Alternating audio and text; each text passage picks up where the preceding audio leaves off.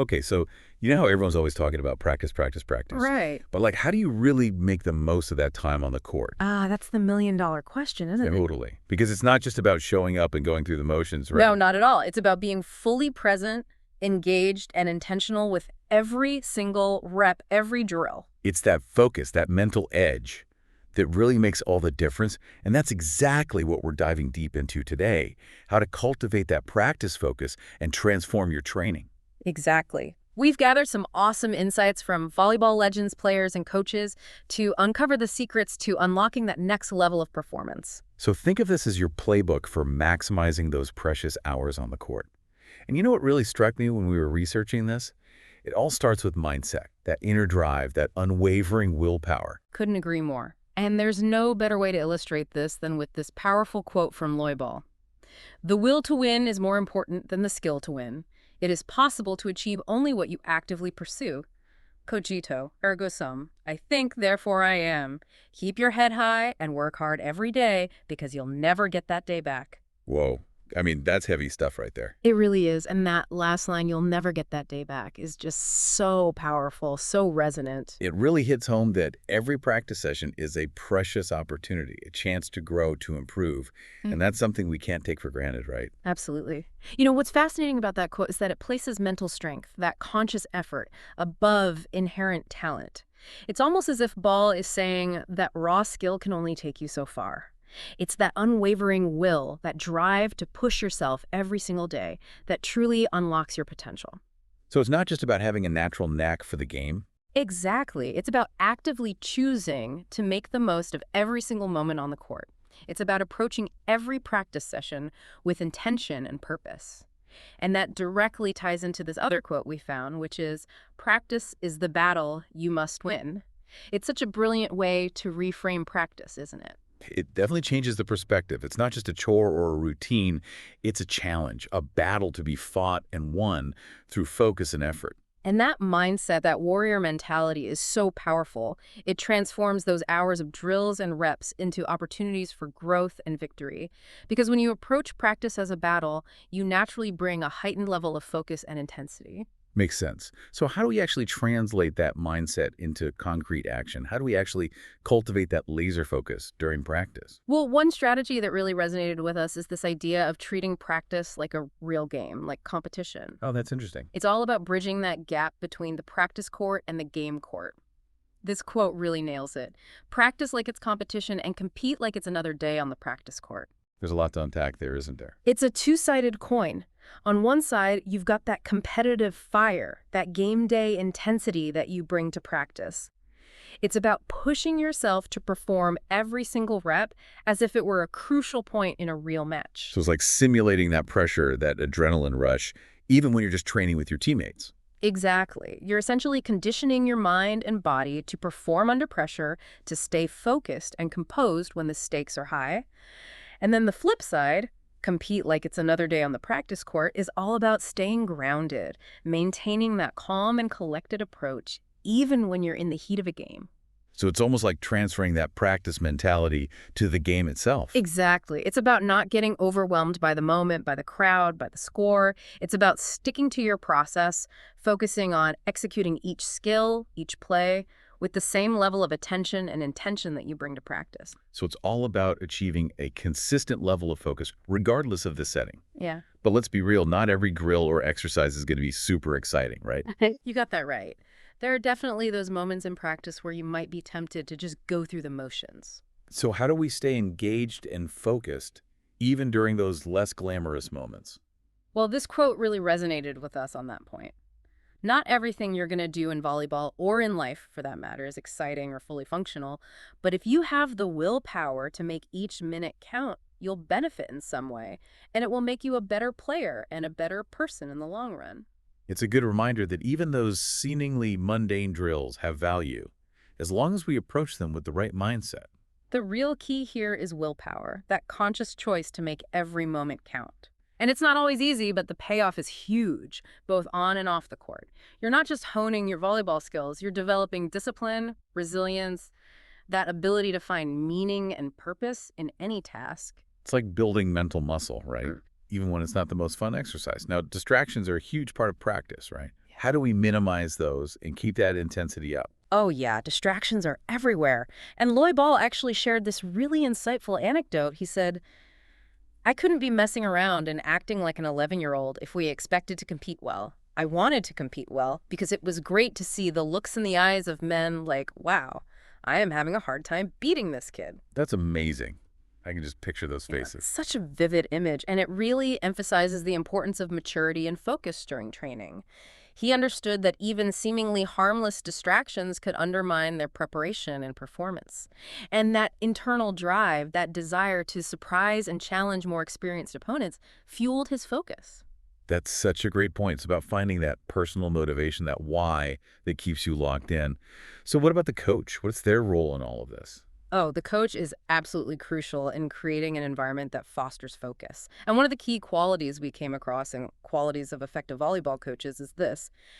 Great coaches constantly push their players beyond their comfort zones. So it's about setting the bar high and challenging them to reach it. Exactly. When you're constantly being pushed, you have to stay focused. You can't afford to slack off or get complacent. And the more experienced players also play a role here. They set the standard for the younger ones, creating a culture of focused effort. So it's like a ripple effect. The coach sets the tone, and that spreads throughout the team. And that ties in nicely with our next point, which is about preparation and organization. Another crucial aspect highlighted in qualities of effective volleyball coaches. Effective coaches are not only knowledgeable, but they're also meticulously prepared and organized. And that organization has a direct impact on the player's focus. Oh, absolutely. When practice is well structured and runs smoothly, there are fewer distractions, less wasted time, less confusion, more engagement. Conversely, a disorganized practice can lead to frustration, boredom, and ultimately a loss of focus. It makes sense. If you're constantly wondering what's next or trying to figure out a poorly explained drill, your mind's going to wander. We also wanted to touch briefly on the role of mistakes in developing practice focus. You know, mistakes are an inevitable part of the learning process. And this quote really sums it up. We are all going to fall short. We are going to have some bitter losses, very painful defeats and failures.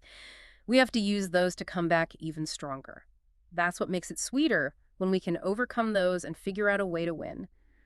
The great teams can do that, and those are the gold medal winning teams. So it's not just about executing flawlessly, it's about how you respond to those mistakes. Precisely. A focused mindset allows you to view mistakes as opportunities for growth. You can analyze them, learn from them, and make adjustments. For instance, if you miss a serve during a drill, you don't just get discouraged. You think about what went wrong, maybe your toss was off, and you correct it for the next attempt. It's all about continuous improvement. Okay, so we've covered some really powerful principles for building practice focus. But we also wanted to share some additional suggestions and comments from our research that can really enhance your training. One tip that's so simple yet profound comes from Ryan Miller. He said, for those of you that are just getting started, the biggest tip I can give you is play as much as possible. Play doubles, play pepper, play 6-on-6, whatever, just play. It seems almost obvious, but there's a lot of wisdom in that. Yeah. Just getting out there and playing the game naturally develops your focus. Right. When you're in the flow of the game, you're constantly reacting, anticipating, making decisions. It's a fantastic way to sharpen your focus and game sense. We also came across this interesting idea about team unity and shared focus. Oh, tell me more about that. Well, Ryan Miller also mentioned how on his national team, everyone ate the same, drank the same, had the same sleep schedule. We had to be one. Now, while that level of synchronization might not be realistic for every team, the underlying principle is fascinating. It's about creating a shared sense of purpose, a collective commitment that fosters focus and support. So it's like a team-wide mental discipline. And what about leadership? How does that contribute to a focused practice environment? Lindsey Berg, a legendary setter, stressed the importance of a setter bringing high energy and providing positive, constructive criticism. That kind of proactive communication from a leader can really keep everyone engaged and motivated. It's about setting the tone, creating a positive and supportive atmosphere where everyone feels encouraged to push themselves. We also found some interesting insights about functional training. Right. John Cook, the head coach of the University of Nebraska women's volleyball team, talked about the importance of training athletes in a functional way, focusing on movements that directly translate to the sport. So it's not just about working hard, it's about working smart. Exactly. And that attention to detail, to proper technique and movement patterns requires focus. It's not just about getting through the drills, it's about doing them correctly to prevent injuries and maximize performance. There's also this beautiful quote that connects passion and professionalism. I love this one. Andrea Gianni said that both professionalism and passion are equally important. Well, it suggests that a truly focused and dedicated approach to practice is fueled by a combination of discipline and love for the game. That passion keeps you going even when things get tough. It's like that internal spark that ignites your focus and determination. And speaking of discipline, we can't forget the power of consistency. Absolutely. This quote by Jim Rohn really hits the nail on the head. Success is nothing more than a few simple disciplines practiced every day. It's a reminder that consistent, focused effort and practice is what ultimately leads to success. It's those small daily victories that add up over time. It's not about some magical overnight transformation. It's about showing up every day and putting in the focused work. Yeah. And finally, we want to leave you with a little nudge to avoid procrastination. Terry Lisigovich's advice is so simple yet powerful. Do it now. Procrastination can be a great enemy. It's a reminder to be fully present and engaged in your practice, to avoid putting things off or giving less than your best, because every moment counts. So it all comes back to that intentionality, that commitment to making the most of every second you spend on the court. Okay, let's bring it all together for you. Right, we've explored some really powerful principles for cultivating that all-important practice focus. We started with the foundation: mindset, willpower, that unwavering determination to make every practice session count. We talked about approaching practice with a competitive intensity, simulating game-like pressure, and maintaining that focus even when things aren't super exciting. We discussed the importance of minimizing distractions, finding that personal motivation, and recognizing the crucial role of the coach in creating a focused environment.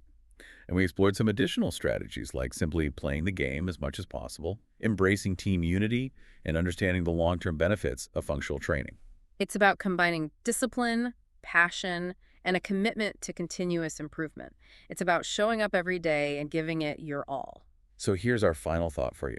What if you chose just one of these principles and applied it to your very next practice? Imagine bringing a little more game day intensity to a drill, or finding a way to make a less exciting exercise more engaging. What small change could you make that would have the biggest impact on your focus and results? We encourage you to experiment, to reflect on your own practice habits, and to really dive deep into maximizing that time on the court. Make it count. Thanks for joining us on this deep dive. You got it. We'll see you next time. See you then.